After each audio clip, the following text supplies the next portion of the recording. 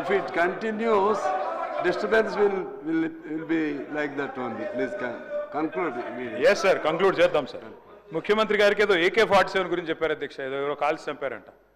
అధ్యక్ష AK-47 గురించి, తుపాకుల గురించి ఆయనకు తెలిసినంత మాకు తెలియదు సార్. ఎందుకంటే తెలంగాణ ప్రజల మీదకి ఉద్యమంలో ఆనాడు తుపాకి తీసుకొని పోయిన రైఫిల్ రెడ్డి ఈయన. అధ్యక్ష ఇంకోటి అధ్యక్ష, అవును అధ్యక్ష కరెక్ట్, ఎవరిని చంపే అధికారం లాక్కున్నారు అధ్యక్ష? అక్కడ పాపం పాత కాంగ్రెస్ వాళ్ళందరినీ ఖతం చేసి ఆయన అక్కడ పదవి లాక్కొని ఇలా మమ్మల్ని అంటే ఎట్లా అధ్యక్ష? అధ్యక్ష ఇంకోటి విచిత్రంగా అనిపించింది అధ్యక్ష నాకు ఇప్పుడు ఆయన మాట్లాడుతుంటే, తెలంగాణ రైజింగ్ అంట. దేనికి అధ్యక్ష రైజింగ్? ఏదో అట్టర్ఫ్లాప్ సినిమాకు అట్టహాసంగా శతదినోత్సవం చేసినట్టు విఫల పాలనకు విజయోత్సవాలు నిర్వహించారు అధ్యక్ష. వీళ్ళంతా కూడా ఏంది అధ్యక్ష వీళ్ళు చేసింది? ఏది 1 year అయిపోయిందట. ఏం చేశారు 1 yearలో? 6 గ్యారెంటీలు అమలు చేశారా? తులం బంగారం ఇచ్చారా? రైతు బంద్ చేసినారా? రుణమాఫీ చేసినారా? నేను అందుకే అడుగుతా ఉన్నా అధ్యక్ష. Yes, Telangana is rising. ఎందులో రైజింగ్ అధ్యక్ష? కొన్నిట్లో మాత్రం రైజింగ్. అప్పుల్లో రైజింగ్, అబద్ధాల్లో రైజింగ్, క్రైమ్ రేట్లో రైజింగ్, అన్నదాతల ఆత్మహత్యల్లో రైజింగ్, నేతన్నల బలవన్మరణాల్లో రైజింగ్, అబద్ధాలు, బూతులు. ఎస్, తెలంగాణ జాతిపిత వీళ్ళెవరు ఏమనుకున్నా ఖచ్చితంగా కేసీఆరే. తెలంగాణ బూతుపిత రేవంత్ రెడ్డి గారు అవుతారు. బూతుపితగానే ఆయన మిగిలిపోతాడు భవిష్యత్తులో. అధ్యక్ష ప్లీజ్ ఇంకా 5 మాట్లాడాలి, రిప్లై ఇవ్వాలి, మరలా వాళ్ళు కౌన్సిల్కి వెళ్ళాలి. త్వరితగతిన పూర్తి చేయండి సార్. సార్ మీరు పెద్దలు మీరంటే గౌరవం. రామశివరావు గారు మీరంటే గౌరవం.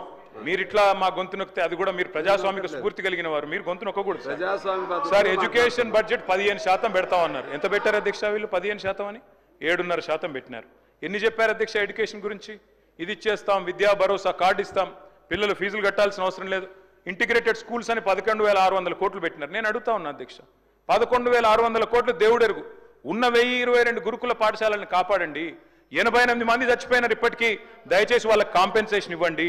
రైతులు 513 మంది ఇప్పటికీ ఆత్మహత్యలు చేసుకున్నారు. నేను లిస్టు పంపిస్తా ఉన్నాను గౌరవ ఎల్ఏ మినిస్టర్ గారికి మీ ద్వారా.